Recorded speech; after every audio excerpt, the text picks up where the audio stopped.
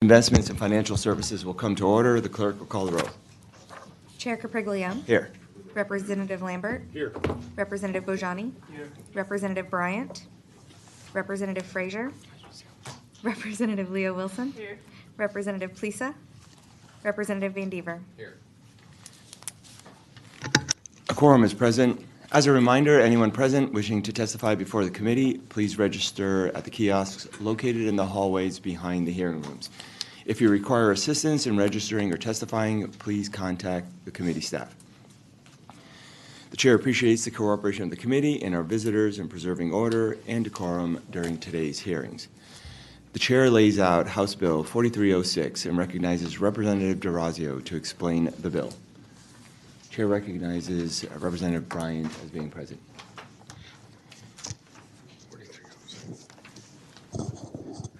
Thank you, Mr. Chairman, members of the committee, and thank you for the opportunity to lay out House Bill 4306. Constituents in my districts have expressed interest in buying gold and silver, as well as having the ability to use it in everyday transactions. During the 84th legislature, House Bill 482 was passed, which created the Texas Bullion Depository. Texas has no official mechanism for citizens to purchase, store, and engage in everyday transactions during using gold and silver. Glint Pay from Switzerland does just that. It allows people to buy, spend, save, and send allocated gold with the flexibility of a MasterCard. House Bill 4306 directs the Attorney General to conduct a study on the feasibility of a program that provides for debit cards to be used in transactions linked to and accounted for by the bullion in the Texas Bullion Depository. We know a similar program exists successfully today. It's called Glint. Though we do not understand all that would be required for the state of Texas to enter into this business, the state should commission a study on the feasibility and the benefits of this kind of a program. I would be happy to answer any questions you might have, and I reserve my right to close. Thank you. Members, are there any questions for Representative DeRazio? Don't have any. Reserve your right to close. We do not have any witnesses registered, so. Okay, I thought the Attorney General was going to send in. Would you? They're on as a resource witness. Does anybody have a question for the resource witness? We don't. Members, sorry. Is there anyone else here who wishes to speak on, for, or against House Bill 4306? Seeing none, the chair recognizes Representative DeRazio to close on the bill. Members, thank you again for your time. House Bill 4306 directs the Attorney General to study the feasibility of implementing existing technology to benefit Texans and allow them to engage in everyday transaction using gold and silver. And I ask the committee to report favorably on this bill. Thank you, Representative DeRazio. If there's no objection, the bill will be left pending. Is there objection? The chair hears none. Thank you. Thank you. Good job.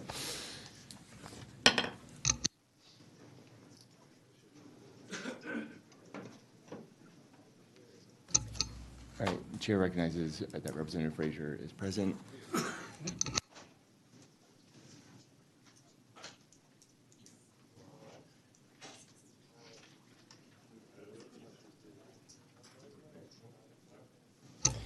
The chair lays out House Bill 3615 and recognizes Vice Chair Lambert to explain the bill.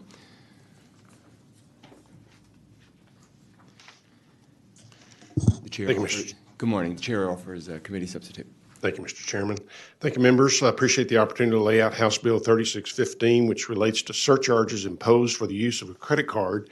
In 2018, federal district court case Rowell versus Paxton held that the credit card surcharge prohibition statute in Texas violates commercial free speech rights under the First Amendment, concluding that it regulated how sellers may communicate their prices.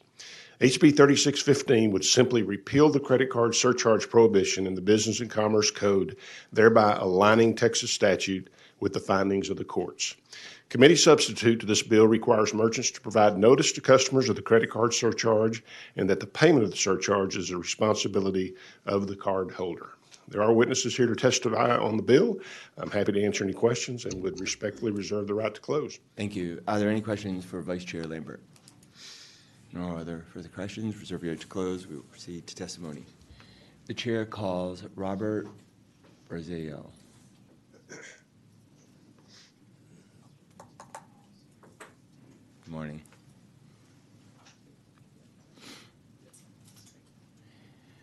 We show you registered as Robert Brazil on behalf of the Texas Automobile Dealers Association, and you will be testifying for the bill. Is that correct? Yes, sir.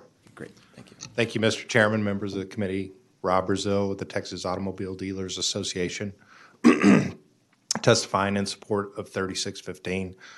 This legislation is something that's been long overdue.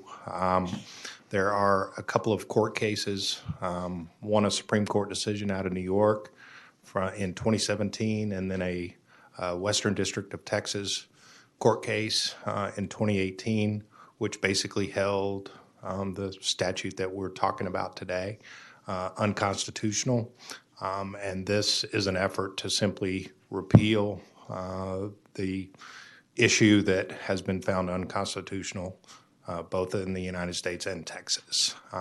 And we are supportive of an effort to provide a disclosure to customers if there is a surcharge imposed.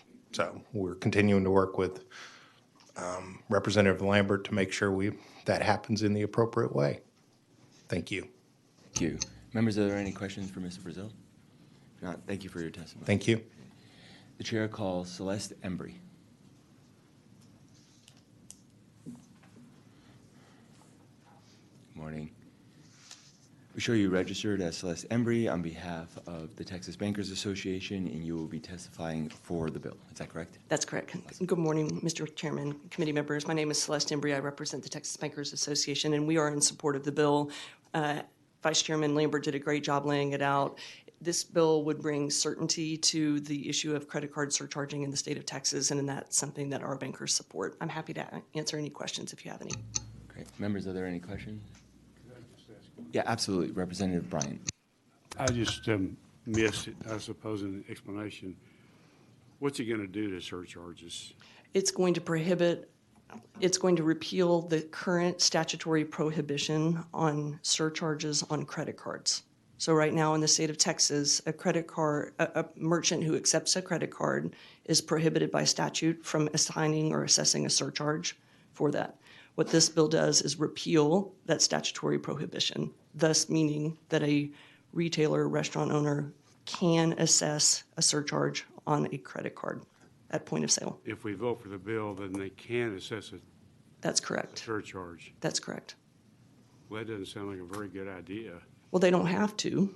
Yeah. So if the retailer or restaurant decides they don't want to, certainly that's within their rights and responsibilities. It just gives them the opportunity to do. And as Vice Chairman Lambert said, there are a couple of court cases that have ruled our statute unconstitutional. So there's uncertainty in the marketplace. See. Okay, thank you. Yes, sir. Thank you. Members of, Representative Johnny. Thank you, Chairman. So can the government put a surcharge in there right now? Right now, the government can assess a surcharge and private schools can as well. Okay, so this clarifies that everybody can. Correct. So that there will be no other group that cannot charge a surcharge. On credit card fees, that's correct. Got it. Okay, thank you. Members, are there any other questions? Seeing none, thank you. Thank you. Is there anyone else who wishes to testify on, for, or against House Bill 3615? If not, the chair recognizes Vice Chair Lambert to close on the bill. Thank you, Mr. Chairman. Just again to clarify, it's permissive, it's not required, left up to the merchant, and full disclosures would be required as well. So long overdue, and would appreciate your favorable consideration. With that, I close. Great. Thank you, Vice Chair Lambert. The committee substitute is withdrawn, and if there's no objection, the bill will be left pending. Is there objection? Chair hears none. The bill is left pending.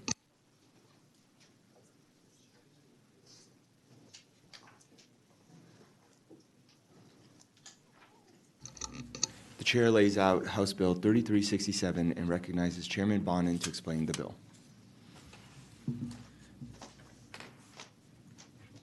Morning, Chair Bonin. I offer the committee substitute. Thank you. Good morning, Mr. Chairman and members. The Judicial Retirement System 2 provides retirement benefits to over 1,000 active and retired state district and appellate judges across Texas. Currently, the JRS2 plan has a growing unfunded liability, and contributions do not cover the basic cost of benefits. The projected depletion date is currently 46 years. The committee substitute for House Bill 3367 would establish a new cash balance benefit structure.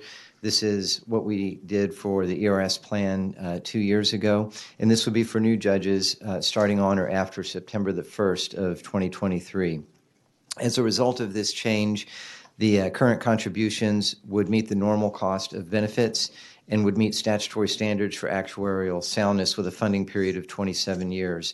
The judicial cash balance benefit will have new judicial officers contribute 6% of their monthly pay, and currently judicial officers are contributing 9.5%. There will be a guaranteed annual 4% interest positive on a member's account with a gain sharing feature capped at 3% for the member for a total of 7% as the ceiling, 4% being the floor. At the time of retirement, the judicial officer's total account value is matched by the state at 150%, and this plan still provides for a lifetime annuity based on the final account balance. The committee substitute establishes retirement eligibility for the judicial cash balance benefit for these members as at age 60 with 8 years of service or at age 50 with 12 years of service. The committee substitute also changes the retiree health insurance eligibility to match current JRS2 health insurance eligibility to ensure that those benefits remain unchanged. And finally, it includes another change to further align the benefits offered to elected judges to those of elected statewide officers and district attorneys. And I'm happy to answer any questions. The chair recognizes Representative Plisa as being present. Members, are there any questions for Chair Vaughn? Seeing none, thank you. Right to close. We'll proceed to testimony. The chair calls Brett Busby. Good morning. We show you registered as Brett Busby on behalf of yourself, and you will be testifying on the bill. Is that correct? Yes, Mr. Chairman, that's correct. Good morning, Mr. Chair and members. My name is Brett Busby. I serve as a justice on the Supreme Court of Texas, and I'm here in my personal capacity this morning to testify on the bill on behalf of myself. This is not a bill that will affect my pension or any other current judge. Whether you think our current judges are doing a great job or not so great a job, it's not going to affect anybody that's on the bench currently. So I'm here to testify just about because I care about attracting the best qualified judges for Texans in the future, as I know that all of you do as well. And I want to thank Chairman Bonin for his efforts in this bill to go to a cash balance plan to get the plan to actuarial soundness and ensure judicial pensions for the future. I also want to thank him for his great efforts on judicial compensation, which is lagging behind most states in the country. All but one, actually. And unfortunately, the Senate has not included a pay raise in their bill, and even the current level of pay raise that's contemplated in the House budget doesn't keep pace with inflation. That's why pensions are so important for judges, because it's a way to attract and retain the best qualified judges, even when the salary is below what other public sector law jobs are paying. And so that's been a bright spot for us, frankly, in convincing judges to people to leave law practice and come on the bench. Well, the salary's not much, but there is a good pension at the end of it. And frankly, that's also needed as this House has increased the qualifications for judges in recent years so that we have people coming on the bench as a second career after they've been in law practice. And there are more bills before the House to increase particular qualifications even further this session. And so my concern is that the judicial pension will no longer be a bright spot for attracting good qualified judges under this bill as it's currently drafted. And so I'm here to urge the committee to consider increasing the state match and perhaps also the contribution percentage by the members themselves in order to try to get the pension up closer to current levels. Just to give you an example, what we're hearing from ERS is that the bill as currently drafted would cut the monthly annuity that judicial retirees in JRS2 receive by 2/3. So it would go, for example, ERS, one of the examples that they give in their current handout that they provide to retirees is that somebody in JRS 2, if you're getting the 50% base annuity, you would get approximately $7,000 a month. So under this bill, that would be cut to $2,300 a month, which is a very significant decrease, obviously. One of the reasons that the cut is so high is because judicial retirees are different from other retiree classes because they are in a second career. The average age of people coming on the bench is 47 for a district judge and 51 for an appellate judge. So these are people who don't have very long to pay into a cash balance plan before they retire. And that's why the shorter pay-in with the 150% match results in this over two-thirds cut to the level of the pension. And so I would urge the committee to consider a higher match. For example, the LECOS class is at a 300% match, which would get us closer to the level that's currently there. Also, current JRS 2 retirees are paying in at a 9%, a little over 9% rate rather than the 6% rate in the bill. So we could ask the retirees themselves to put in more to help get it up to a level a little bit closer. Also, I think that would have from what we've seen, would have a minimal impact on the actuarial soundness because this is a very small retiree class of judges compared to some of our other retirement systems. And in addition, they're not retiring. I think that from what I understand, the usual assumption is that people retire, the worst case assumption for actuarial soundness is that people retire about age 50 and they get a payout till age 90. Well, these folks aren't coming on the bench until 47 or 51, as I mentioned, so they're not going to be retiring at 50. They're going to have to be retiring at 60 or 70 in order to even be eligible for a pension.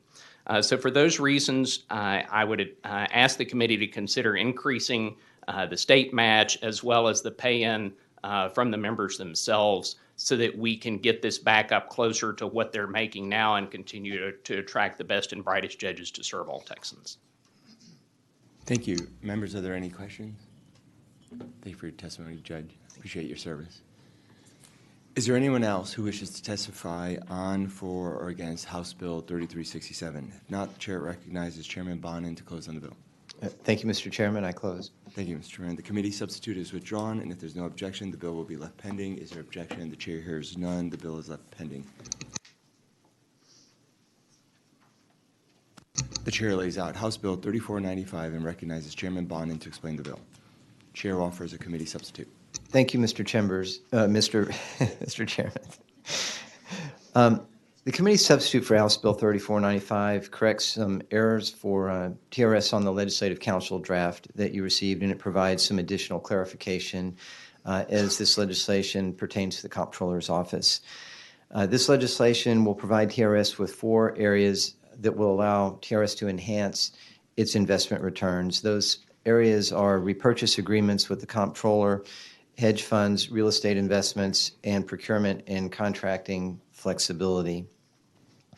This committee substitute provides the opportunity for TRS and the Texas Treasury to save money by dealing directly with one another. The committee substitute also clarifies that TRS's investment authority by defining securities under the law to include interests in wholly owned real estate title holding corporations that are controlled by TRS.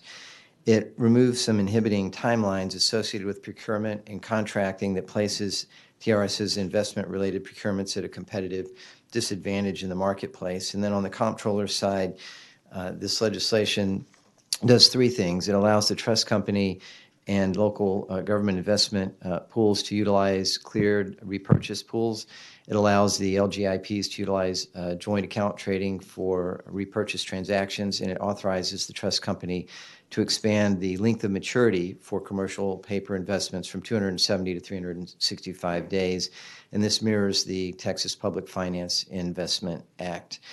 So in conclusion, what this legislation does is it provides an opportunity to make the dollars that are already committed go further and work harder for the public educators in our state, many of whom are, as you know, not covered by Social Security, and so this pension is the sole source of their retirement income. And I'm happy to answer any questions. Thank you. Vice Chair Lambert. Thank you, Mr. Chairman.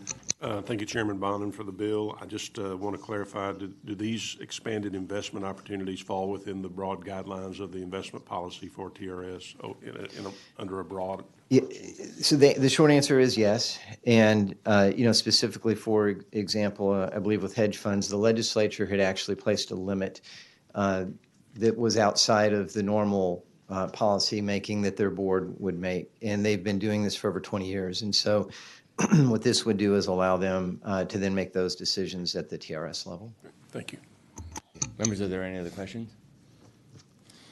All right. Is there anyone else who wishes to testify on, for, or against House Bill 3495? If not, the chair recognizes Chairman Bonin to close on the bill. I close. Thank you, Chairman Bonin. The committee substitute is withdrawn, and if there's no objection, the bill will be left pending. Is there objection? The chair hears none, and the bill is left pending. The chair lays out House Bill 5186 and recognizes Chairman Bonin to explain the bill. The chair offers a committee substitute. Thank you, Mr. Chairman. Healthcare costs continue to escalate above anticipated medical trend indicators. And without the state taking some type of action by the legislature, the cost of providing quality healthcare coverage to our state employees and teachers, both active and retired, is going to continue to strain our financial resources of both the state and the employees themselves. As these costs are necessary and of great importance, the increased strain they place on available state revenue will ultimately restrict the ability of future legislatures to appropriately address critical funding needs as they arise. So it's no surprise or secret to you guys that healthcare costs are really escalating, and this is becoming a major cost driver for the state and then also for the employees who participate in these plans. So big picture, this is the state putting on its employer hat, if you will, and not telling private employers what they're going to do, but getting our own house in order with respect to how we're going to manage our own health plans for our employees. House Bill 5186 will create a process that can put a limit on the fees, charges, or rates that certain healthcare facilities bill to ERS, TRS Active Employee Health and TRS Active Employee Health Benefit programs. The committee substitute broadens the membership to include the health insurance benefits provided to employees of the University of Texas and also Texas A&M University systems. Typically, the boards of these organizations would ultimately have final decision-making authority. What this legislation does is it seeks to leverage all of the purchases that the state is making and creates a state health plan reimbursement rates review board that would establish maximum rates by provider type and class that the publicly funded health benefit plans will pay for both in-network and out-of-network facilities. The board will receive reports and recommendations from the participating publicly funded health benefit plans and examine that information as they establish these maximum reimbursement rates. The board is comprised of Lieutenant Governor and Speaker of the House, the Chair of Senate Finance, Chair of House Appropriations, and 3 members from the Senate as appointed by the Lieutenant Governor, and 3 members of the House appointed by the Speaker, with the Lieutenant Governor and the Speaker serving as the joint chair of the board. This represents the state seeking to leverage its available bargaining power and further its commitment to provide quality and affordable health care coverage to our workforce. Members, are there any questions for Chair Bonin? Vice Chair Lambert. Thank you, Mr. Chairman. Chairman Bonin, just a quick observation about kind of the difference between what happens in rural hospitals versus what happens in the larger metropolitan hospitals, because you've got a broader coverage, you've got more payer mix involved, you've got more the commercial, the private pay. How do you think this would affect the rural hospitals in terms of not being able to, having a set demographic that's got rate limitations or caps, basically, how would that affect their ability to offset their ability? Yeah, I'm really glad you asked that question because there's an important element here that I didn't mention in the layout, and that is, apart from the state, what we see more broadly in healthcare are some pretty large discrepancies between what providers are paid for the exact same services.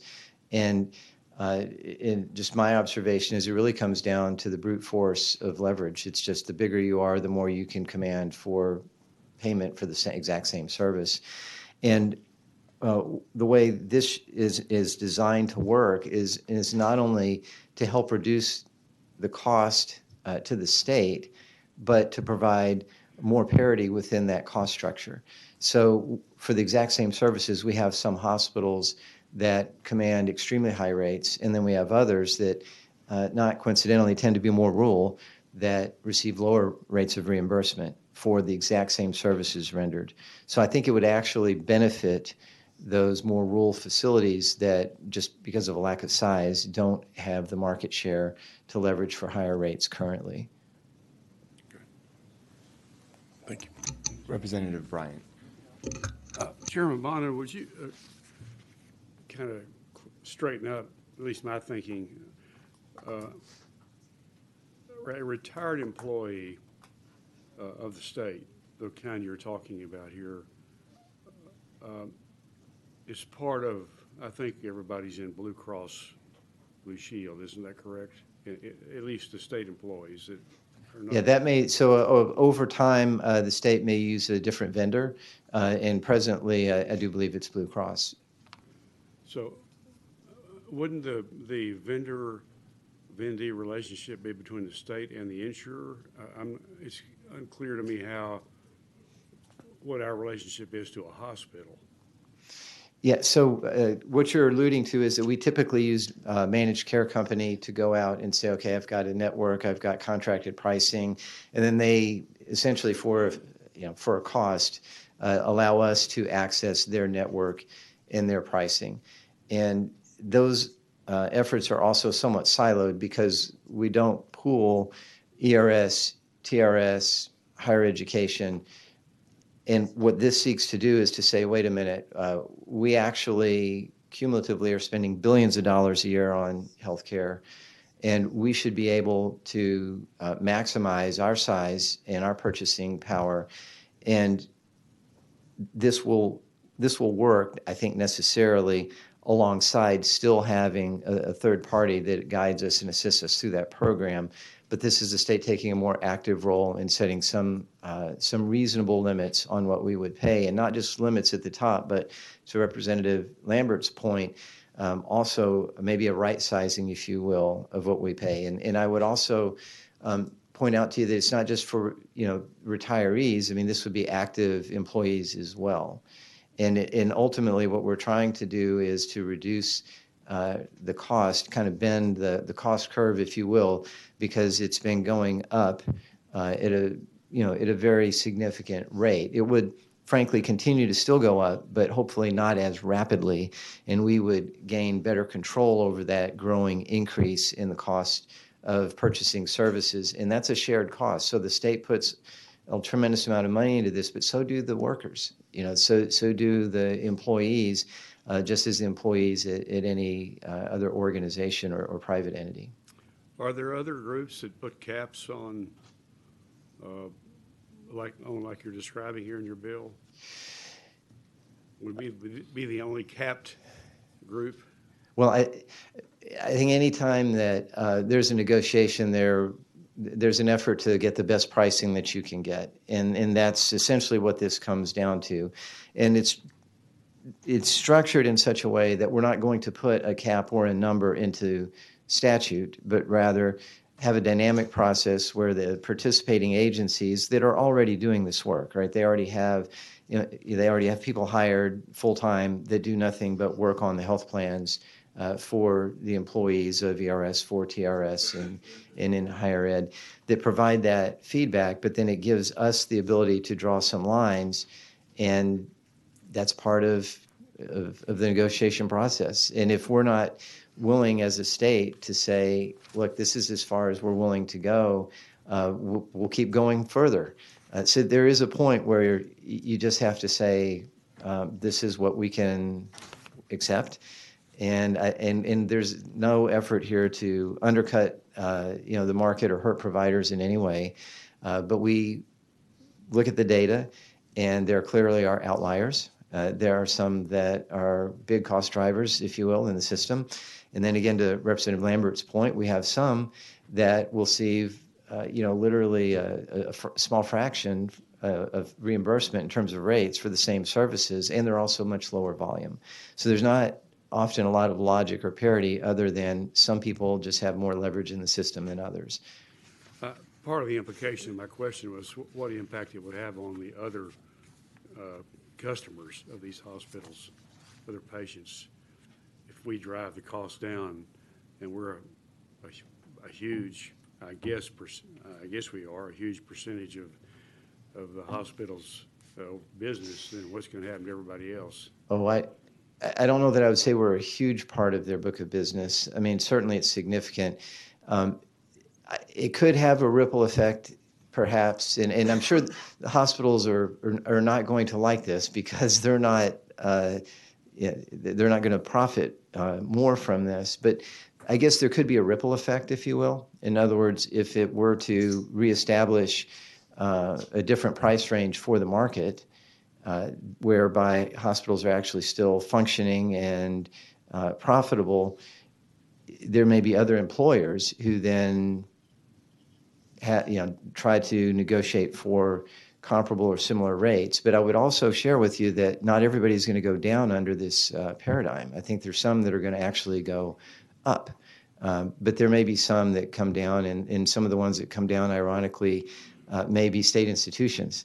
So we're not dealing entirely with private entities. Some of the most prolific institutions that we partner with for healthcare are actually state agencies.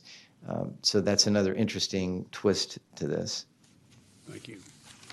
Thank you. Members, are there any other questions? Not. Thank you. The chair calls Jeremy Walker. Good morning, Mr. Walker. You are registering as Jeremy Walker on behalf of yourself and for Hendrick Medical Center, and you are testifying against the bill. Is that correct? That is correct. And thank you all for your time this morning and hearing Hendrick's comments as it relates to House Bill 5186. Speaking on behalf of Hendrick Health in Abilene, Texas, which is predominantly a hospital that serves a lot of rural communities out in west central Texas.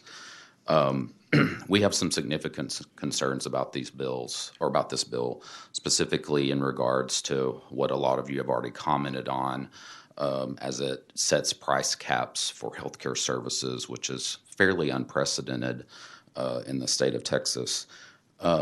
These price caps could be very dangerous for hospitals such as Hendrick and those in these rural communities. Specifically, Hendrick, the state of Texas employees and the teachers represent about 20% of our commercially insured patients. As this bill is defined, the payment for how we would get paid to treat state employees and teachers is not clearly spelled out. And that gives us a lot of concern that payment would be subjected to things that are outside of our control. Furthermore, Blue Cross Blue Shield is the current administrator of the plan for the state and for the teachers, and they are the largest insurer in the state of Texas, which should give you all as legislative representatives comfort in knowing that the largest insurer in the state of Texas is negotiating rates for your health plan. Furthermore, I would like to highlight that specifically in more rural areas of the country, hospitals are already in a lot of trouble. Kaufman Hall's recent report pointed that 26% of rural hospitals in Texas are subject to closure. They have had significant margin erosions, and bills like this could close them. I think we would encourage the legislature to take more time and thought in considering bills like this and do studies on what would the impact be to rural hospitals or those that are largely serving rural communities, or somehow carve them out of bills like this. Obviously, Austin Metro, Dallas-Fort Worth, Houston, San Antonio, they have lots of commercially insured patients that are going to be able to offset a lot of this cost. And the point was made, if the payment gets reduced for state employees and teachers, obviously that is going to ultimately end up being a bigger tax on private businesses to help make up the difference in that payment for hospitals. So those are all things that we feel like are important for the committee to consider. Vice Chair Lambert. Thank you, Mr. Chairman. Thank you, Mr. Walker, for being here and testifying today. Just want to clarify a couple of things in regards to typically you as a hospital go through negotiations every 4 or 5 years, basically with your administrator, and those rates get negotiated in a way that tries to incentivize you to make sure your cost and quality controls are really in agreement or in alignment with what you're being able to be reimbursed, correct?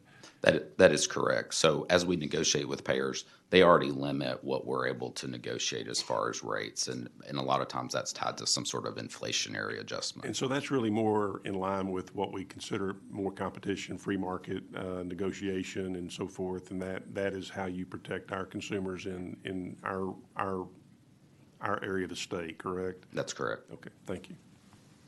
Members, are there any other questions? Representative Bryant.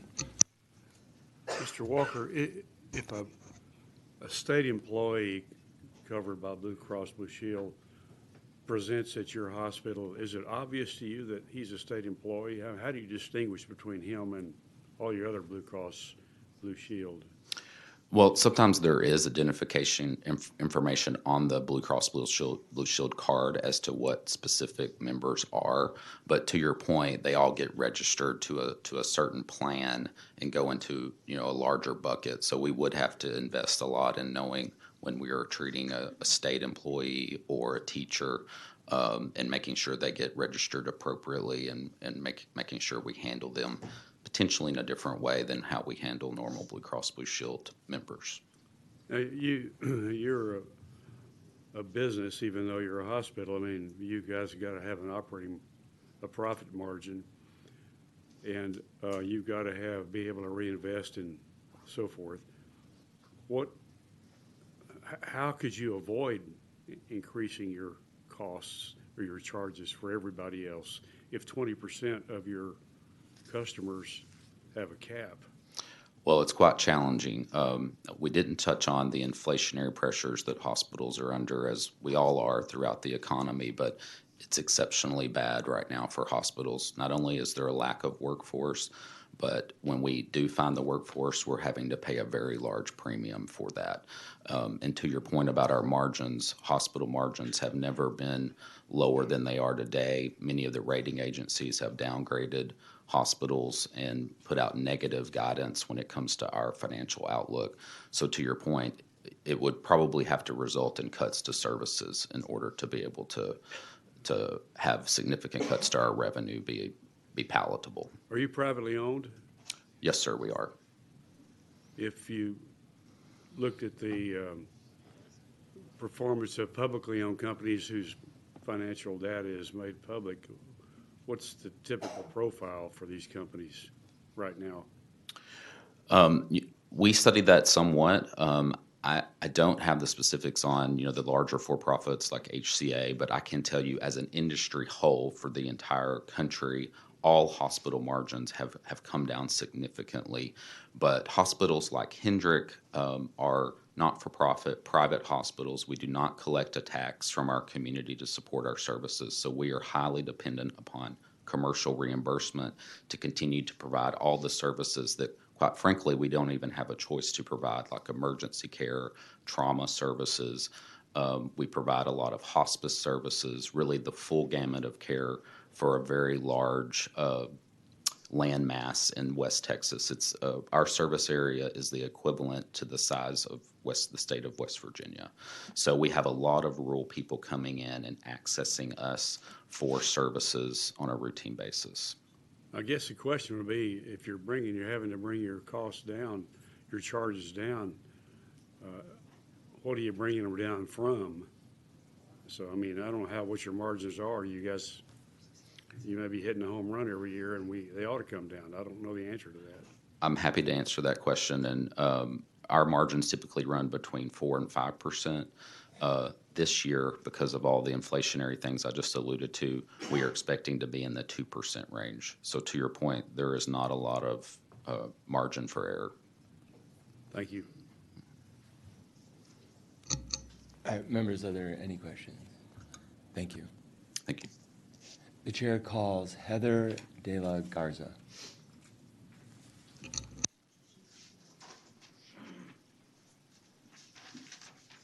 Sorry. Show you registered as Heather De La Garza. You are testifying on behalf of the Texas Hospital Association against the bill. Yes. Okay.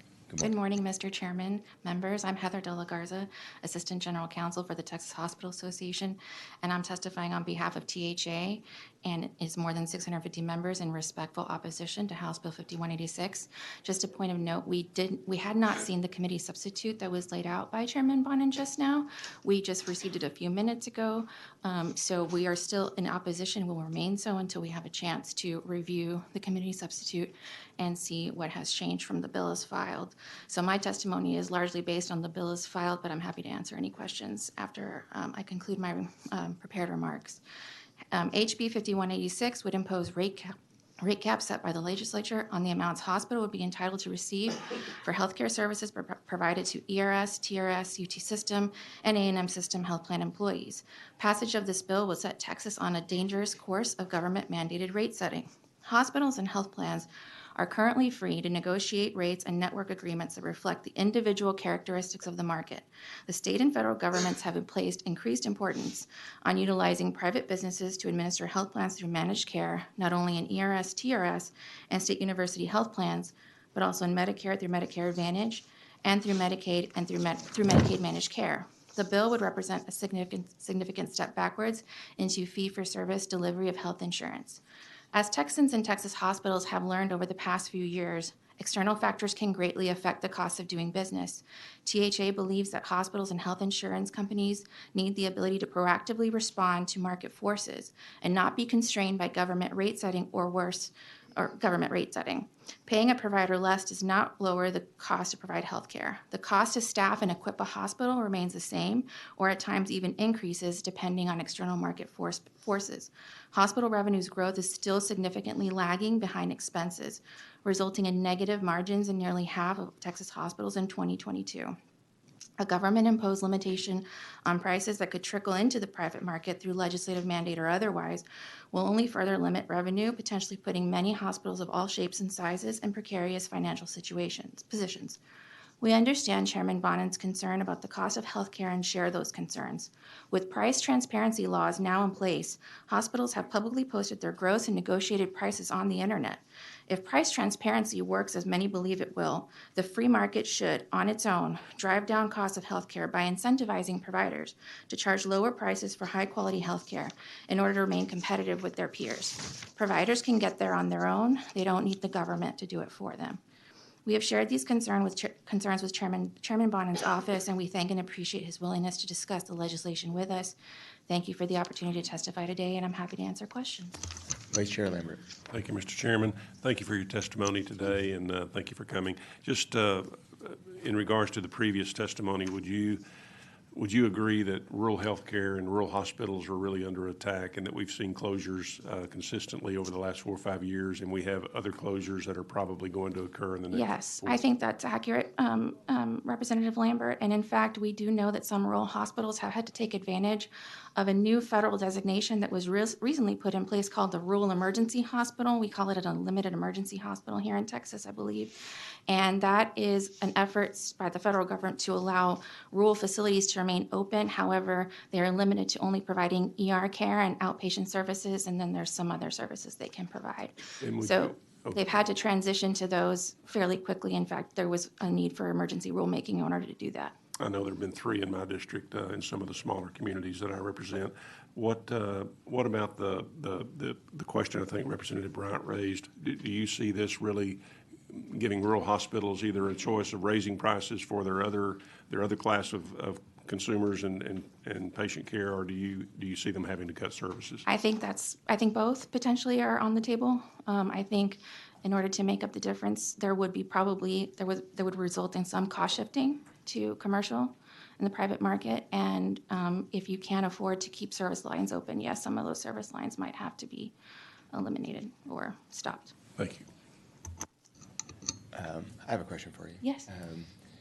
On the hospitals that are in your association, since the question was brought up, what are the margins on either commercial or Medicaid? I don't have it specifically broken down by commercial and Medicaid, Mr. Chairman. I think I can look and check with our staff to mind see if we can get that those information for you. margins Sure. Okay, thank you. Members, any other questions? All right, thank you. All right, thank For you. testimony. Is there anybody else who wishes to testify on, for, or against House Bill 5186? Now the chair recognizes Chairman Bond to close on the bill. Thank you very much, Mr. Chairman. I just want to make a few comments. Let's just be clear. This is fear-mongering by the hospitals, plain and simple. We are not setting rate caps. I made it very clear. We are putting our employer hat on. We're not telling anybody else what they have to do. And every employer enters into a negotiation and determines what they can afford to pay and what they're willing to pay. And that's all that we're doing as a state. And what this does is it allows us, instead of being siloed into multiple different components, to pool together the purchasing power for the state of Texas. It's a little bit rich to hear them conflate concerns about margin and concerns about rural facilities. There is a concern about rural hospitals, and it has nothing to do with this bill. And what we have seen around the state is, yes, they are vulnerable, but they're not vulnerable because of ERS or TRS or the state wanting to improve its negotiating power.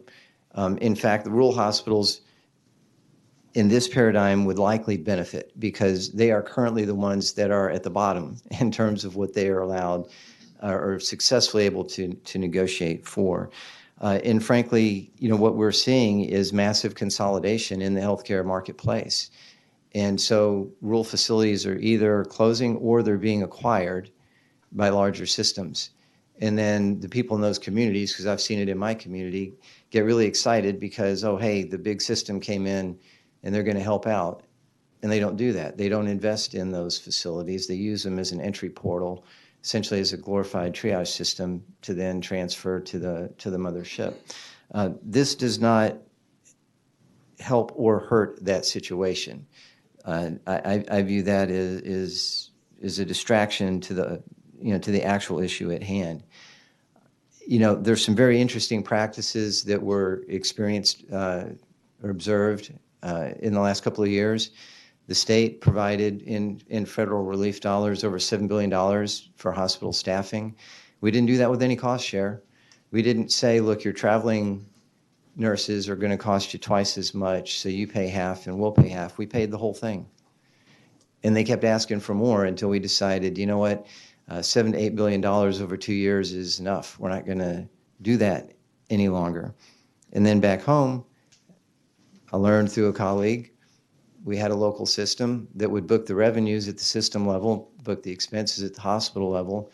So the hospitals are all showing a loss, but the system's making a profit. So I'm not convinced of all of the hand-wringing and the gnashing of teeth that you're going to hear. I think it's pretty clear they don't want to see the state get its act together and get organized and have more leverage in a negotiation. And let me be clear, we're not trying to be unfair to anybody. And in fact, we're trying to restore some fairness into a system where you can go to one facility and pay double what you would pay in another facility for the exact same service. It doesn't make sense. It's not fair. It's not right. That's part of what's hurting our rural healthcare system. That is the reason why we have such massive integration in the system, because if you don't have huge market share, you either go out of business or you sell to the big guys, because that gradient of making half of what they can make is not sustainable.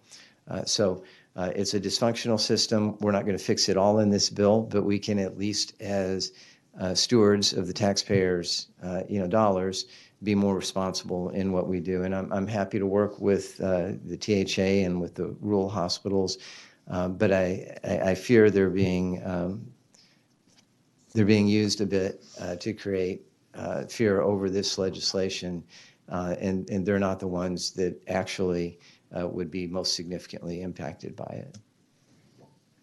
Members, are there any questions for Chairman Bonin? Seeing none. Thank I you. close. Thank you, Chairman Bonin. The committee substitute is withdrawn, and if there's no objection, the bill will be left pending. Is there objection? The chair hears none. The bill is left pending.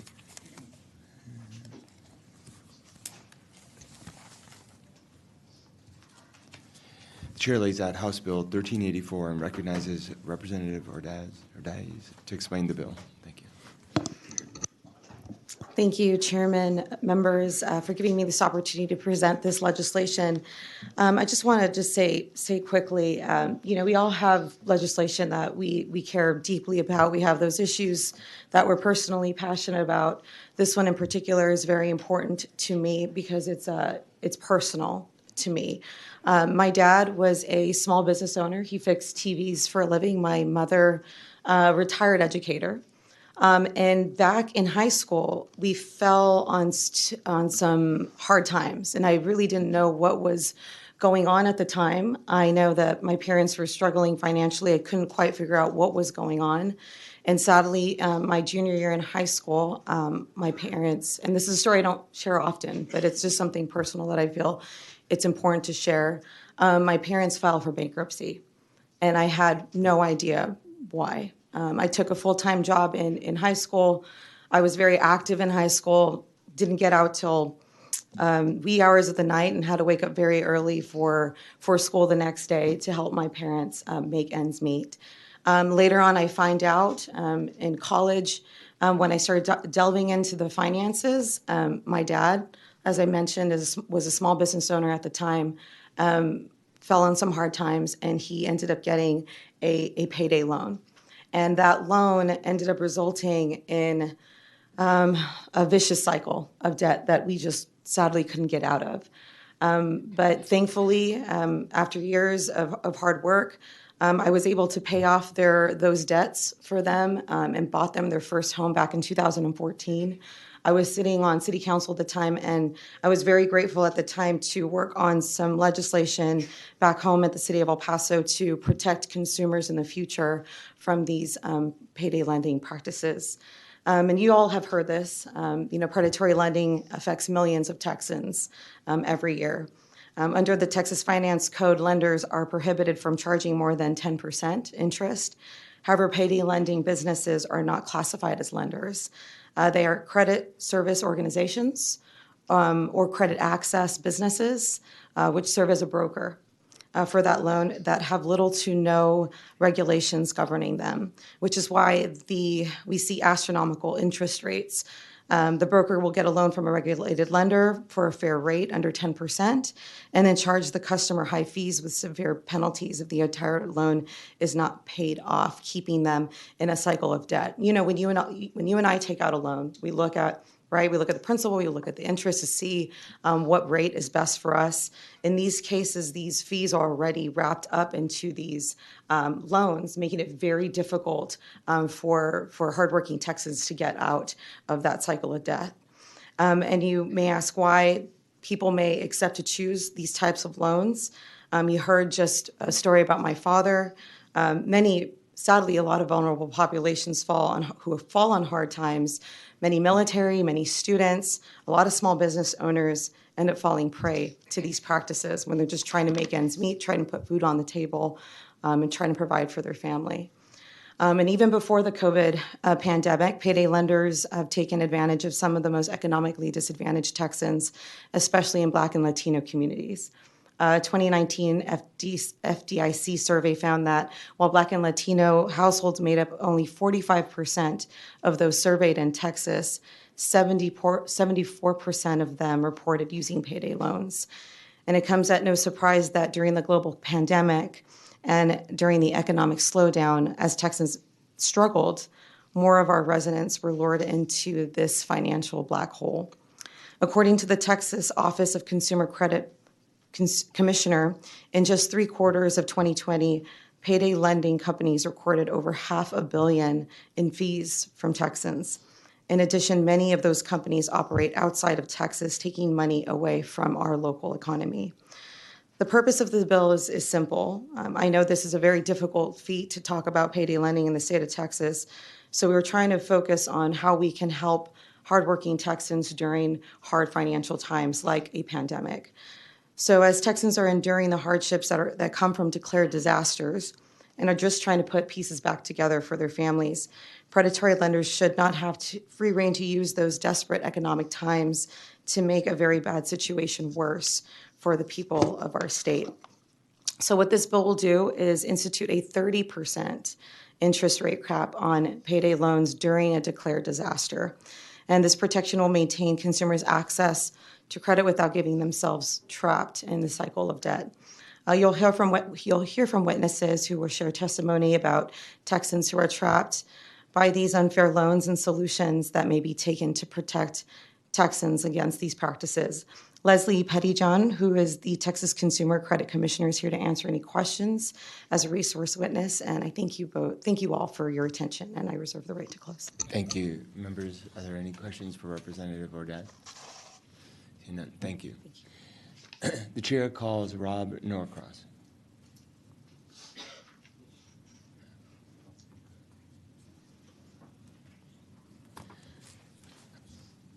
I see that you're registered as Rob Norcross. You are speaking against the bill on behalf of the Consumer Service Alliance of Texas. Yes, thank you, Mr. Chairman and members of the committee. My name is Rob Norcross. My firm represents the Consumer Service Alliance of Texas, which is the statewide trade association for credit access businesses. We've been struggling for 3 years now to try to figure out how to make ends meet on this bill. It applies to disaster declarations. Those are very unpredictable. Some last far longer than others. In 2017, the Hurricane Harvey disaster declaration went into effect in 60 counties in southeast Texas, which is, by land almost a quarter of the state, by population much more. It stayed in effect for over 5 years. In March of 2020, the COVID disaster declaration went into effect, and it covered every county in the state. If you lived in Houston, you'd have been under the special disaster rate in this bill for the last 8 years, and you still would be because the COVID disaster declaration is still with us. When the legislature passed legislation in 2011 regulating credit access businesses, one of the provisions in the bill was that the member companies report every single transaction they enter into to the Consumer Credit Commissioner's office on a quarterly basis. So beginning January 1st, 2012, we know exactly what's happened in the industry for the last now 13 or so years, if my math is right. During the pandemic, and I don't want to argue, but during the pandemic, actually some fairly amazing things happened. Loan demand went down. People paid their loans back. Vehicle repossessions went down. And the market stabilized in a way that few people thought it would. There were claims that there would be horror stories of payday loan rates skyrocketing and the number of payday loans skyrocketing, and the reverse happened. I think there might be several explanations for that, but Texas borrowers, in a lot of ways, are smarter than what we give them credit for. So, with the unpredictable nature of disasters, and you don't know who's going to be covered and where the disaster is going to hit, it's hard to figure out how you work under a disaster rate for a little while, which would be a subsidized rate, and then you do business elsewhere like you normally would. And then when a disaster like COVID comes along and it's statewide, and it lasts for years and years and years, our loans are statutorily limited to 6 months. And because the loan period is so short, and oftentimes the loans are much shorter than 6 months. With a disaster rate like that, you can't make it work. So, and I empathize with people who have, really tough stories. I really do. But again, we've tried for a while to figure out how to do this, and we just can't get there. So I'll answer any questions y'all might have. Vice Chair Lambert. Thank you, Mr. Chairman. Thank you for your testimony. Just want to clarify an understanding of how the bill would work if it was implemented. It says new or existing borrowers. Is that going to require a payday lender to actually adjust their entire portfolio down to 30% after a disaster is declared, or does this only apply to new extensions of credit? I'd say new extensions of credit. I mean, I'd read it that way. I mean, you may have an existing borrower that wants to come in and refinance something. And I think at that point, if it's after the date of the disaster declaration, I think you'd have to go with that disaster rate. So because these are all pretty short-term loans, you might have a massive amount of borrowers coming back and wanting to refinance to get the lower rate, and then after the disaster period ended, then they would be left with the lower rate for however long period of time that loan was extended, whether it was 6 months or a year. Or... Yeah, I think the bill says for the start of the disaster to the end of the disaster plus 30 days. Okay. That rate would be in effect. Okay, thank you. Sure. Representative Bryant. Thank you, Mr. Chairman. I'm just looking at the bill. It designates a disaster period and it designates a disaster area. Why is that so complicated? Well, I don't think it's necessarily complicated. I think there's some questions if the disaster area only covers part of the state. If in Harvey you lived in Houston and you moved in with your brother in Dallas while your place in Houston was being rebuilt, and you went to a store in Dallas, would you get the disaster rate? I don't know, maybe you would. If you lived in Abilene and you went to Houston to help fix things, would you get the disaster rate?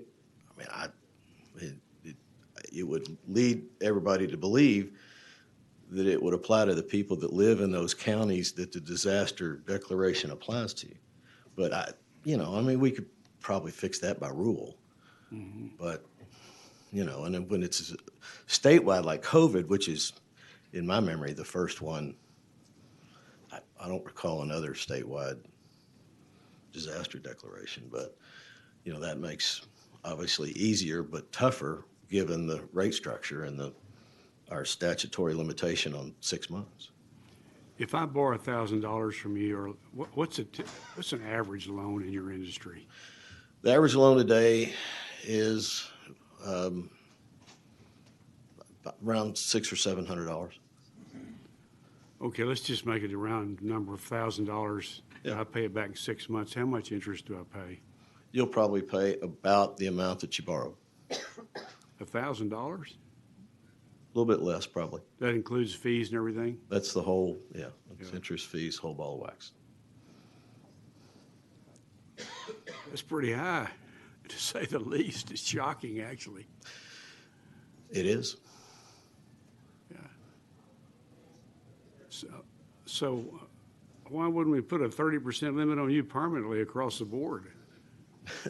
Well, if you borrowed $500 for a month at 30%, you'd be able to pay $35. And if you borrowed it for the typical 2-week period of time, it'd be $7. And it's hard to make ends meet when you're loaning that kind of money and you're only being able to collect, $5 or $50. Thank you. Members, are there any other questions? Seeing none, thank you for your testimony. Thank you. The chair calls Brianna Gordley.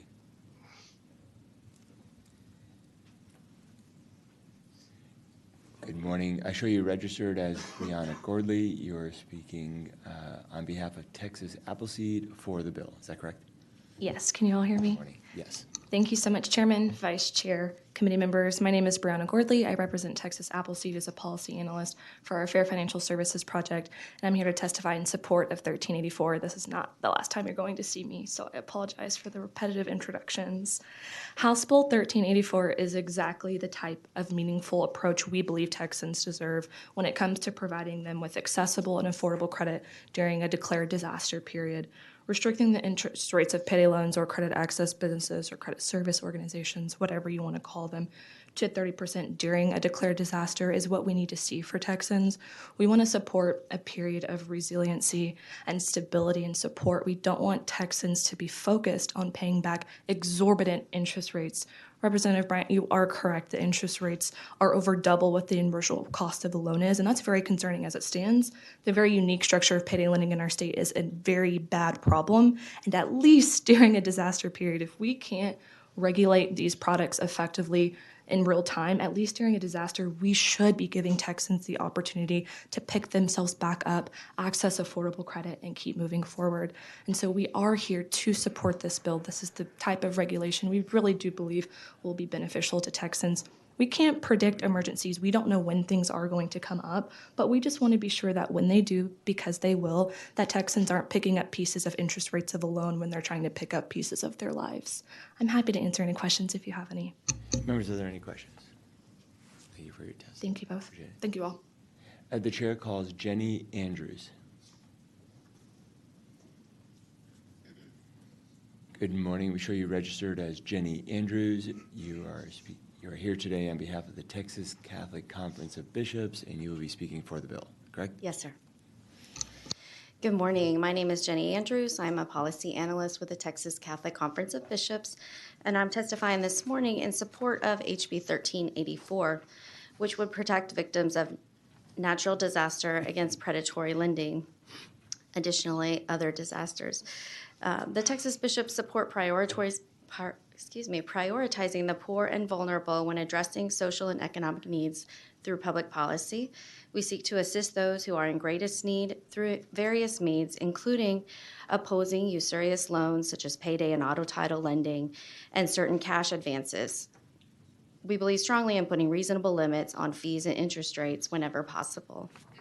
HB 1384 limits the total charges to 30% for extensions of consumer credit facilitated by credit access businesses and entered into by consumers in disaster areas.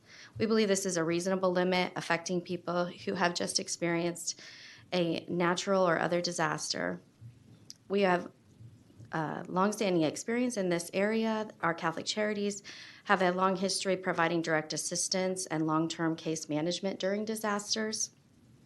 And our perspective on this bill is informed by our direct service and long-standing ministry to the poor, our Catholic Charities, St. Vincent de Paul Societies, parish-based programs, and other ministries see the effects day in and day out of families struggling to get by.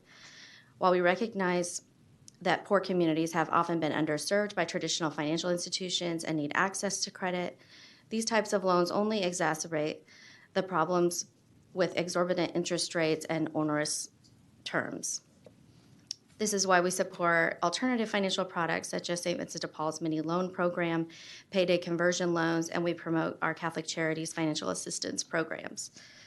The bishops support fair lending practices and protecting victims of disasters, and for these reasons, we ask you to support HB 1384, and we thank Representative Ordaz for offering it.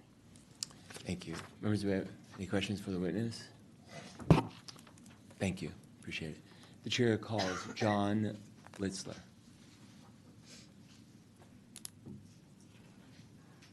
Is there a John Litzler? All right. John Litzler was with the Texas Baptist Christian Life Commission. He was going to testify for the bill. Is there anyone else here who wishes to testify on, for, or against House Bill 1384? Seeing none, the chair calls Representative Ordaz to close on her bill. Thank you again, members, for giving me the opportunity to present this legislation, for hearing my story. Just so you all know, just for some background, 34 other states have implemented similar measures. There was a dramatic drop in the number of brokers operating in those states, in particular Ohio, which was the most recent one.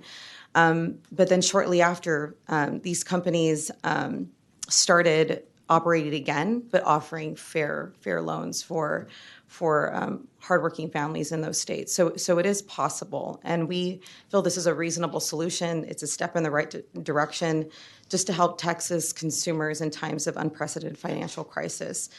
So I thank you all for the opportunity again, for hearing my story and for letting me present this piece of legislation. And I thank you for the opportunity, and I close. Thank you, Representative. Oh, we do have a question. Representative Leo Wilson.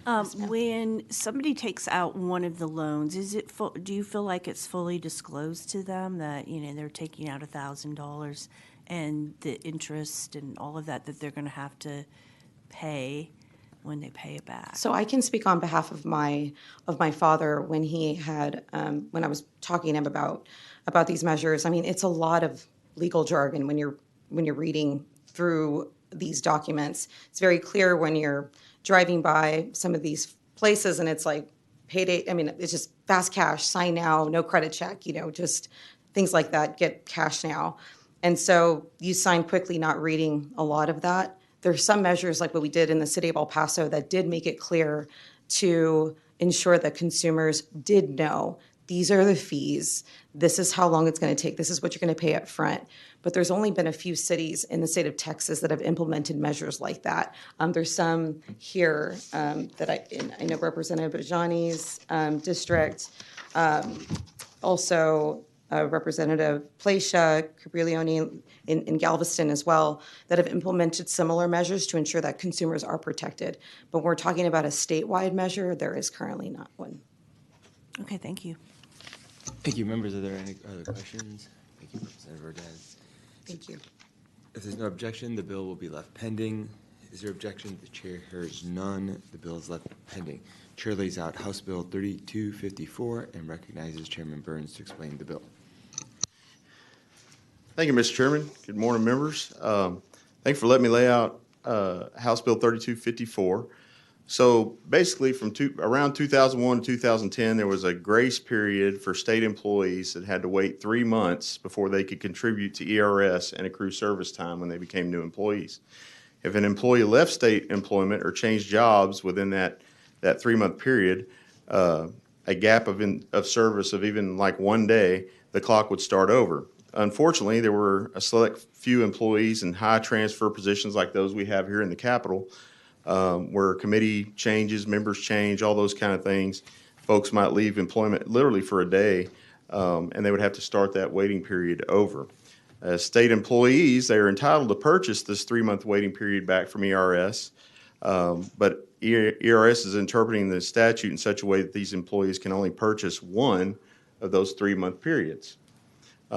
We have some, I don't believe there are many, but we do have some employees that may have 3 of those 2 or 3 or 4 of those gaps, sometimes within a year, that they want to repurchase. This bill would clarify that those employees are able to purchase that waiting period time in line with how ERS does that now, at a cost that's revenue neutral and doesn't threaten the soundness actuarially.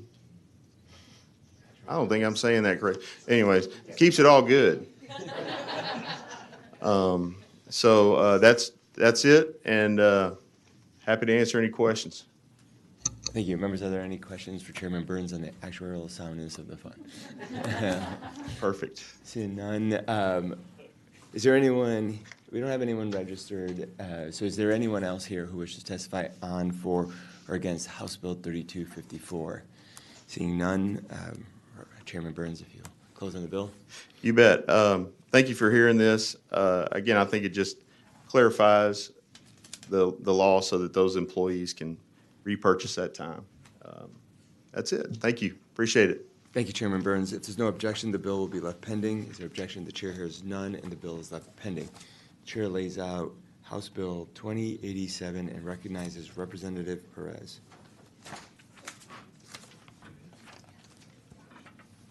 Good morning.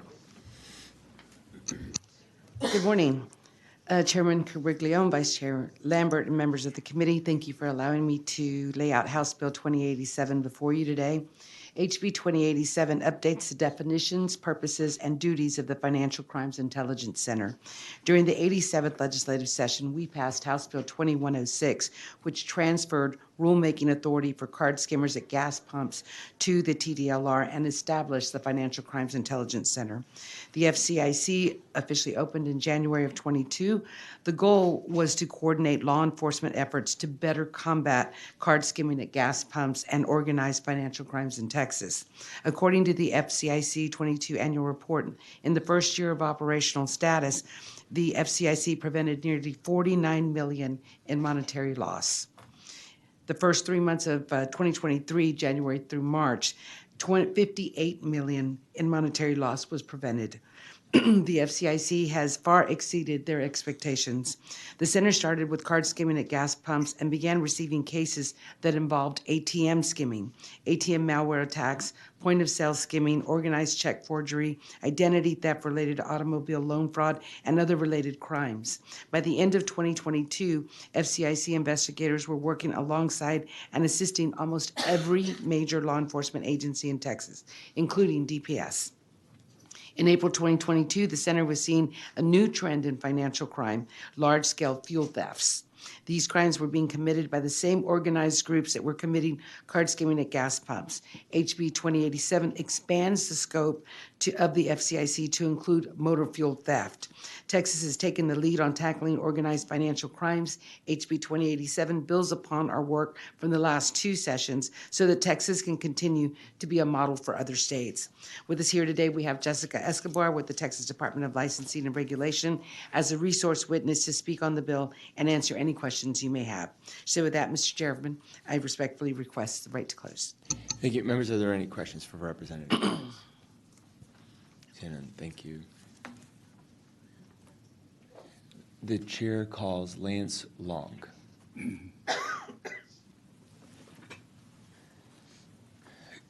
Good morning. We show you registered as Lance Long. You are testifying on behalf of the Smith County District Attorney's Office, and you're speaking for the bill. Is that correct? That's correct. Good morning. Thank you, Chairman, Vice Chairman, and members of the committee. I just wanted to briefly get up here to thank Representative Perez for her continued work in combating these financial crimes. The Financial Crimes Intelligence Center is housed in the Smith County District Attorney's Office. And so I'm just here to express our willingness to take on this expanded role as motor fuel theft has become kind of almost taken over the skimming issue.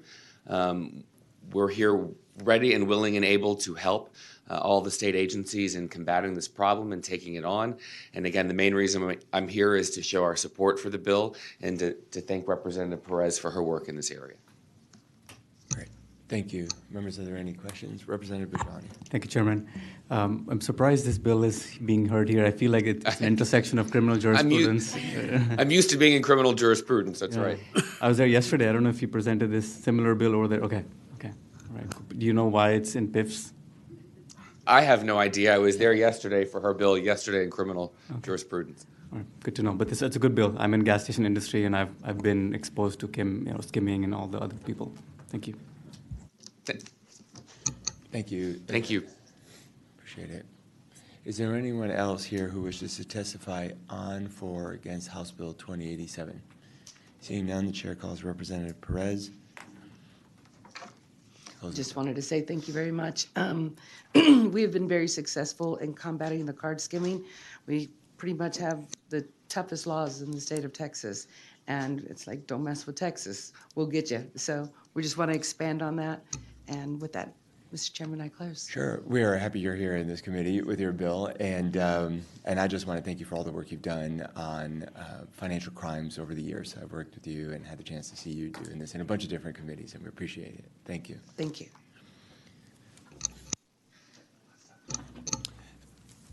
Is there, thank you, Representative. If there's no objection, the bill will be left pending. Is there objection? The chair hears none, and the bill is left pending. Chair lays out House Bill 3827 and recognizes Representative Perez to explain the bill. No, not 38. 3852. Back up. The chair lays out House Bill 3852 and recognizes Representative Perez to explain the bill. Thank you, Mr. Chairman, Vice Chair Lambert, and members of the committee. Thank you for allowing me to lay out House Bill 3852 before you today. HB 3852 aids in the prosecution of defendants who violate Section 32315 of the Penal Code, fraudulent use or possession of credit or debit card information. This bill allows prosecutors to adjudicate a case in any county where the offense was committed or in the county where the victim resides. This is crucial to investigations because certain perpetrators of credit card or debit card abuse work in groups and may travel to commit their crimes, and the victims may be in a different county or multiple counties. A bill during the 86th legislative session created Section 32.315 of the Penal Code, and now we're adding that offense to the Code of Criminal Procedure. HB 3852 builds upon our work from the last two sessions in an effort to better fight credit card and debit card skimming related crimes in Texas. With us here today, we have Lance Long with the Smith County District Attorney's Office to testify for the bill and answer any questions you may have. So with that, Mr. Chairman, I respectfully request the right to close. Sure thing. First, members, are there any questions for Representative Perez? No further questions. We'll proceed to testimony. The chair calls Lance Long. Thank you again. Again, we show you registered as Lance Long on behalf of the Smith County District Attorney's Office, and you're speaking for the bill. Yes, and we are in favor again, Mr. Chairman. I guess the thing is this brings it in line with other credit card offenses. If your credit card is stolen in your home county and it's used across the state, so for instance, you live in Brownsville, your credit card's stolen and used in Amarillo, and you want to use the statute, it has to be prosecuted in Amarillo. And you're not going to call the Amarillo police, you're going to call your local police. And they're the ones that are going to investigate the crime. And again, thank you, Representative Perez. This brings it in line so the victims can have their cases prosecuted in the county where their cards are stolen and investigated there, rather than rely on an agency that might not have much buy-in to you as the victim that lives 500 miles away or more. Makes sense. Members, are there any questions? Thank you again. Thank you. For being here. Is there anyone else here who wishes to testify on, for, or against House Bill 3852? Seeing none, the chair recognizes Representative Perez to close on the bill. Mr. Chairman, members of the committee, thank you for your time. I would greatly appreciate your favorable consideration. And with that, Mr. Chairman, I close. Thank you, Representative Perez. Thank you. If there's no objection, the bill will be left pending. Is there objection? The chair hears none, and the bill is left pending.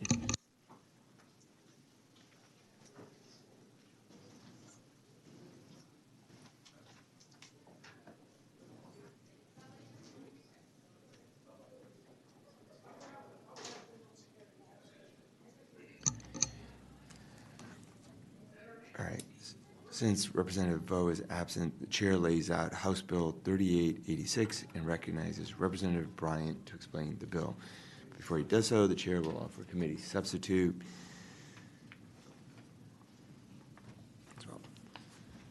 Thank you, Mr. Chairman. Thank you, Representative Bryant.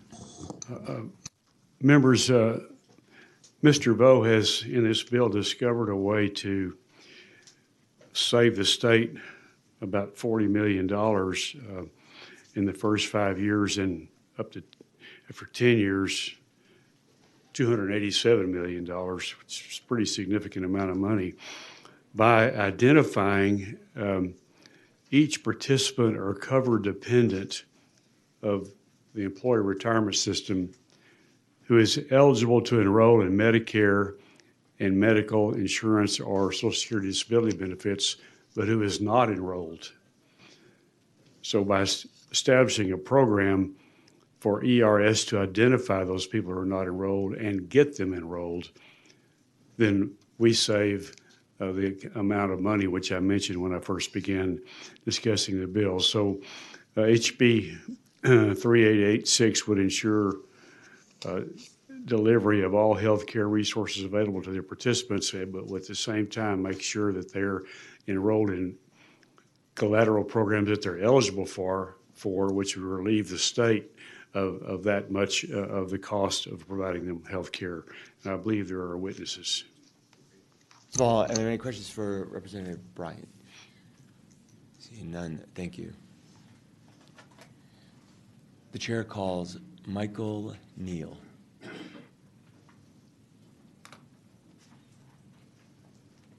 Good morning. I show you registered as Michael Neal on behalf of yourself and SSDC Services Corp., and you are testifying for the bill.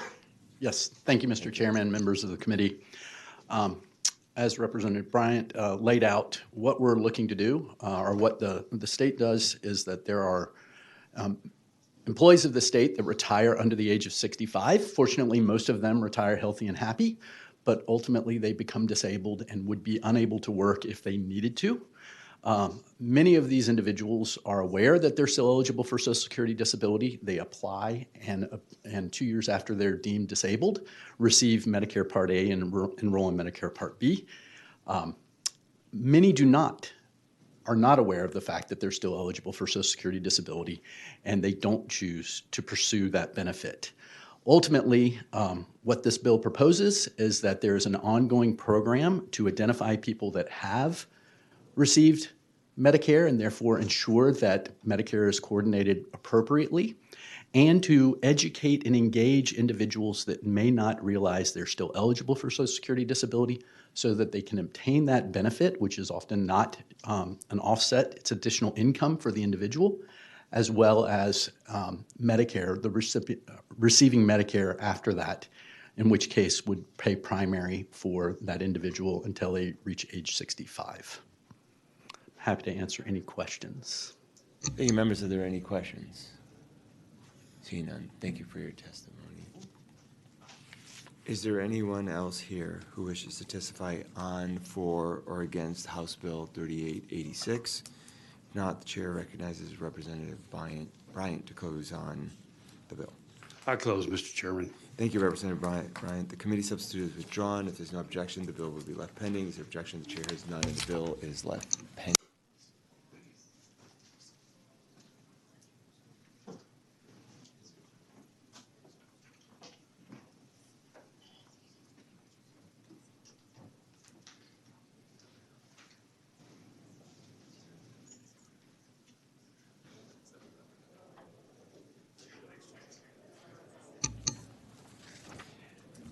The chair lays out House Bill 4000 and recognizes Representative Busey to explain the bill.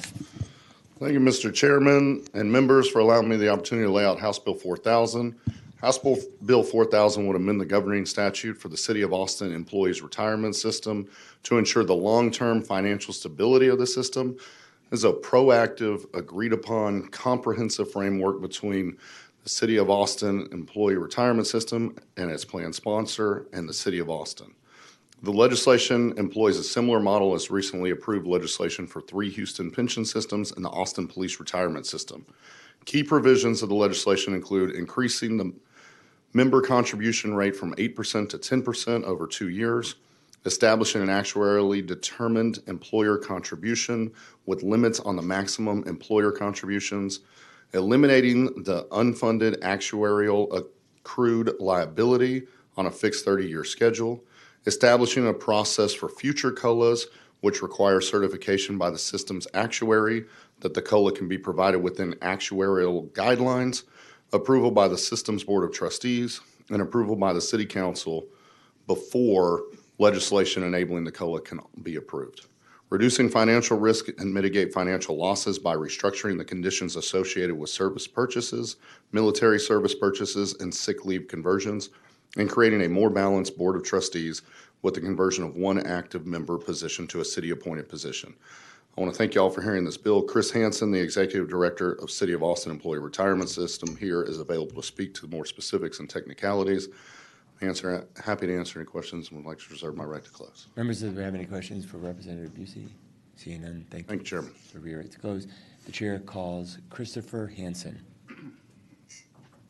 Good morning. We show you registered as Christopher Hansen. You are here today on behalf of the City of Austin Employees Retirement System, and you'll be speaking for the bill, correct? Yes, sir. Awesome. Mr. Chairman, Mr. Vice Chairman, members of the committee, My name is Christopher Hansen. I'm the Executive Director of the City of Austin Employees Retirement System. I am here today in support of House Bill 4000. I would like to thank Representative Busey for authoring this legislation. He has done an excellent job of laying out the provisions of this legislation. House Bill 4000 is a joint effort between the City of Austin Employees Retirement System and our plan sponsor, the City of Austin. The legislation establishes necessary policy changes to ensure the long-term financial health of the retirement system.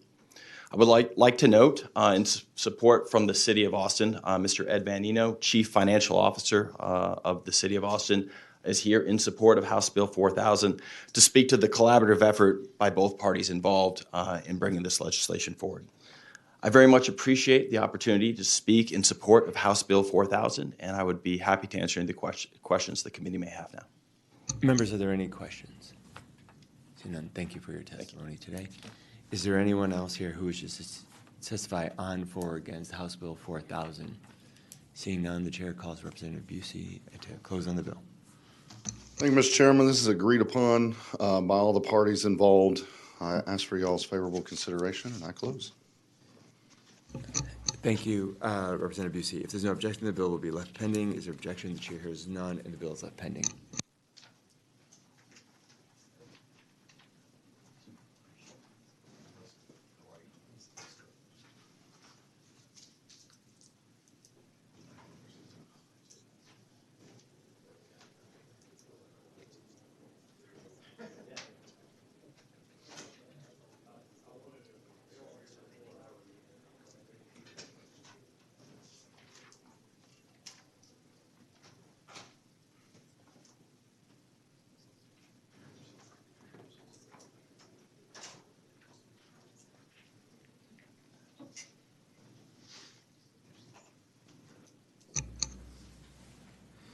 Okay, members, Chair lays out House Bill 3827 by Vice Chair Lambert.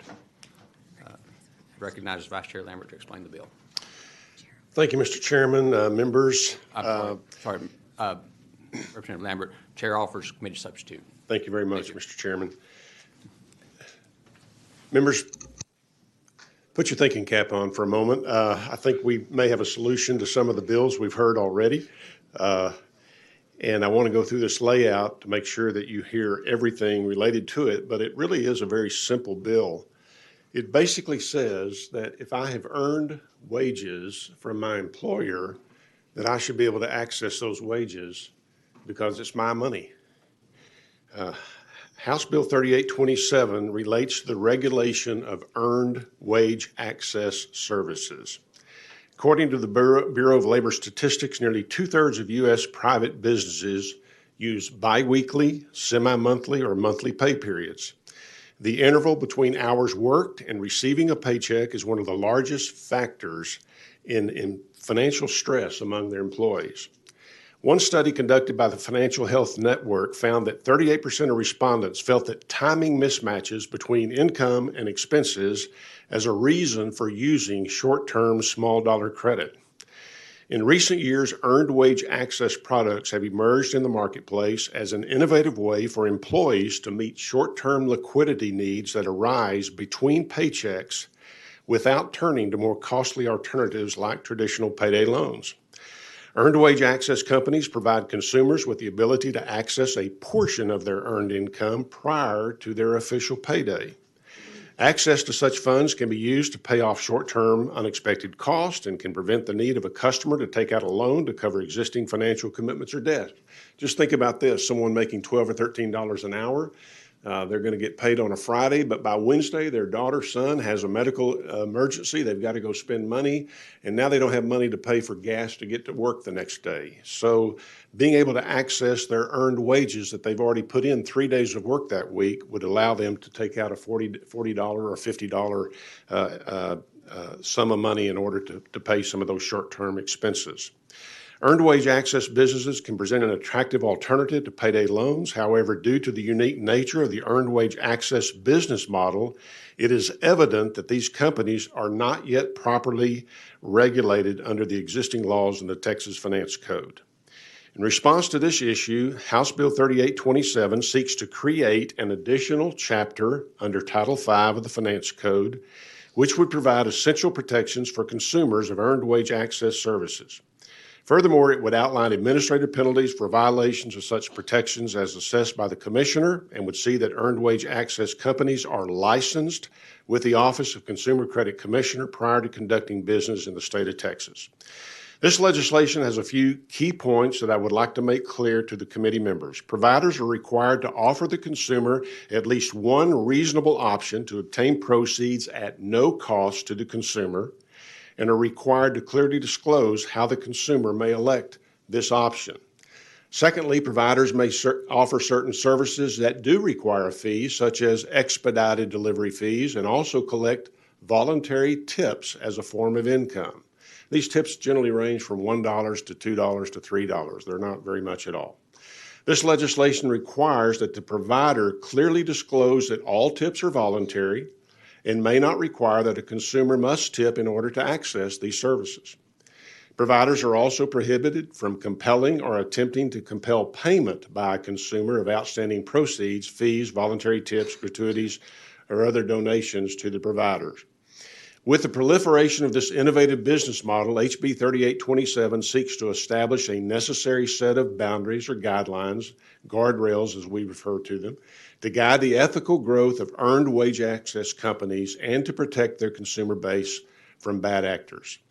The committee substitute that I'll go into a little bit in detail here in just a moment corrects administrative errors in the original draft and adds further consumer protections such as notice requirements for optional tips and protections against incorrect withdrawals resulting in overdraft fees. Many times these consumers get caught up in the problem of having to write a check or use their debit card. The bank's going to charge them. Once they charge them a $30 or $35 NSF fee for an overdraft, then it just continues to accumulate to where it really kind of becomes a revolving door. So this is a response to that. We'll eliminate a tremendous number of those types of NSF and overdraft fees that banks charge, which is kind of odd for me to be promoting this right now, right, as a former banker. But I have seen the excess that occurs in this space. There are witnesses here today to testify, but before we do that, let me just kind of point out some of the changes in the committee substitute to HB 3827, which I think are significant. Some definitions were changed for clarity to better align with other states, and existing Texas law requires licensing rather than registration with OCCC, including pertinent licensing requirements. It strengthens disclosures and transparency of operations, including around the tipping issue and other fee-related transactions, and any changes to terms and conditions. Requires providers to reimburse for overdrafts should they occur due to a provider error. Several other things related to the committee substitute that I won't go into detail of. We do have witnesses here to testify. I know it's kind of a nuance that maybe we have not heard about because these businesses are currently operating in other states as well as in Texas. But we do think it's time to put some guardrails to try to put them into the finance code so that we do have a way to move forward with this expanding business. So I'm happy to answer any questions and would respectfully reserve the right to close. Thank you, Vice Chair Lambert. Members, are there any questions for Vice Chair Lambert? I got a question. Yes, sir. President Brown. Mr. Lambert, if you would kind of describe what happens in one of these transactions. I want to make it clear, this is not a prepared list of questions. This is a legitimate question for you. Do the borrowers provide any security? No. What ties this to their paycheck? What this does basically is says if you've earned $500 this week, if your salary that you're going to get paid on Friday is $300 or $400, that you have access to that on Tuesday or Wednesday before that Friday paycheck is delivered to your account. So it's a totally unsecured. Totally unsecured. It's not a loan. You're accessing your own income. Well, if you're the lender, you're making a loan to me, and you've got no lien on my paycheck. That's correct. Nothing like that. That's correct. There's no loan transaction involved here. And the people involved in this are commercial operators, just like payday lenders? These are businesses that have established operations throughout the country as well as in Texas. They operate on a volume basis, obviously. Everything is voluntary as far as the tipping that's involved. And so obviously they have to generate a number of transactions in order for their business model to be successful. But again, it's totally voluntary. Well, if it's a loan, if it's not a loan, I'm not sure what we're calling it here, but if I don't pay it back, can you sue me? And No, there's no recourse. If you don't pay it back, then you basically give up your right to continue to access the service. yeah, okay, it's pretty unusual. Thank you. Yes, sir. Yes, sir. Thank you, Chairman. So I understand, right? The employee check or whatever the money that's coming from employee goes into the account or is, I guess, in that bank of how many hours they work, and then the employee gets to access that money before the check comes that week or whenever it comes. That's correct. And so the money is secured by the person, the company that has it versus the employee. The money's available, yes, and the money would be deducted then from that paycheck at the end of the week, basically as far as what the employer records would show. Yes. So the company's on the hook, not the employee. Right. Yes, sir. That's how I understood. Okay, thank you. Thank you. Members, any other questions? Representative Berjani. Thank you, Chairman. So you said this is happening actually right now in the state of Texas?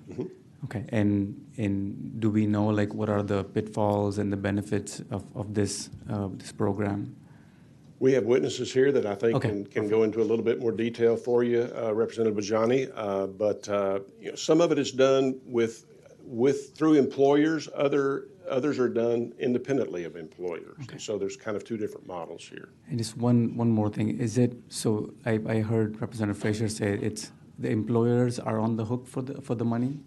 No. No, right? Yeah, okay. Just want to clarify. There's no recourse to the employer or the employee. This seemed like a more community-based service that you're providing advance, for the pay that you would be getting when in your next paycheck. That's as simple and with as sort of tip system and maybe just a small expedited fee, as opposed to an interest or any other fees. There is no fee unless maybe there would be an agreement that you wanted it expedited or some other service related to that advance, but you would not be required. Yeah, seems like a great service with not too much cost to the employee. Thank you. Thank you. Members, any other questions? Thank you, Vice Chair Lambert. No further questions. We'll proceed to testimony. Chair calls Ryan Naples. He's with Daily Pay. Okay, Mr. Naples, good morning. We show you as Ryan Naples with Daily Pay Incorporated, and you are registered for the bill. Is that correct? Correct. Thank you. So, good morning. My name is Ryan Naples, and I'm from Daily Pay, and we're supportive of the bill and of its proposed changes. And we provide earned wage access, or EWA, to employees in Texas and throughout the United States. And this morning, I'm joined by Ben LaRocco from EarnIn, another EWA company, and PayActive, MoneyLion, and Zayzoon, three other EWA companies, are not here today, but are supportive of this bill and the proposed changes as well, and they provided me their consent to speak on their behalf. So in Texas, more than 280,000 employees have utilized my company's EWA service from over 675 in-state businesses. Our in-house surveys have found that EWA is popular with businesses because it reduces employee turnover by 45%, employee absenteeism by 38%. Employees are 3 times more motivated to pick up extra shifts, and it helps businesses and recruiters fill roles 52% faster. In today's economy, where nearly 2/3 of Americans live paycheck to paycheck, everyday obligations and emergency events do not neatly arise every 2 weeks or once a month when an employer runs payroll. This committee has already heard about payday loans earlier, and EWA is not like a payday loan. As our sponsor just mentioned, EWA helps people get out of the payday loan lending cycle, and we're the solution. Texans in the modern tech economy also really increasingly are demanding responsive HR departments and payroll systems. And EWA really solves for these disconnects by facilitating access to already earned wages for either no fee or a very low fee. Several years ago, there were only a handful of EWA providers. Today, there are several dozen. While each are slightly different, we all share a few key tenets. First, all EWA is based on wages earned. Workers can only access their own money they have already worked for. We are not credit. Because our products is not a loan, no EWA provider charges interest or late fees. All EWA products are also non-recourse, meaning the risk of an employer failing to make payroll is on the EWA provider, not the worker. There is also no requirement to repay, no collection activity, and no credit bureau reporting for non-payment. While there are some small costs associated with EWA, most providers offer at least one way to access earned wages at no cost to the employee. One common example includes an ACH bank transfer that arrives the next business day. For users who would like their wages instantly, they typically can elect a nominal fee of about $3 for instant delivery to any bank account. Without EWA, available options to access funds quickly can be very costly if you don't have good credit. In 2021, DailyPay commissioned independent research to assess EWA impact on its users. The data showed that 95% of users previously reliant on payday loans would no longer use these high-cost predatory products once gaining access to DailyPay's EWA service. This would save individuals between $630 and $930 a year. The results were similarly positive for frequent overdrafters. Since EWA is not credit, our industry conducts no underwriting and does not base its low transaction fees or access to wages on creditworthiness. We also do not charge these incredibly low fees in installments. For these reasons, an APR rate, which would be misleadingly high, even with our very low fees, are incongruous to how EWA is structured. These rates would therefore not represent the actual cost and potential savings available to EWA users compared to other far more costly financial products. And again, research has found that overdrawing a bank account, the national average is a $29 overdraft fee. A pawn loan has an average monthly fee of $150. And the Pew Charitable Trust came out last year that the Texas payday loan average is a $645 fee on a $500 loan over 4 months, which comes out to $161 a month, which is like far higher than obviously a $3 fee. But as an industry, we are supportive of the amendments to the bills. First in the nation, consumer protections and requirements for all earned wage access companies, and we do thank you for your consideration of this bill, and I'd be happy to take any questions. Thank you. Members, any questions? Representative? Yeah. Are you already existing in Texas? Yes, so Texas is our largest state. Okay. Why do we need to regulate you? So we do want to grow responsibly. I think the industry is at a inflection point where the growth of the industry is happening, and it's a good way to make sure that we're not going to be seeing any bad actors, I think, enter the market. And I think the consumer protections in the bill are actually really strong and really important. And to be honest, they're first in the nation, not just for earned wage access, but for really any financial product ever. And I think a way for our industry to grow responsibly would be to be licensed. And I think it also really helps us do more business, frankly, because we're not a regulated or licensed product in the state, and we work with businesses. So the companies that we sign contracts with want to know what license we have before they work with us. So it helps us kind of generate more business. Have you found bad actors? Or?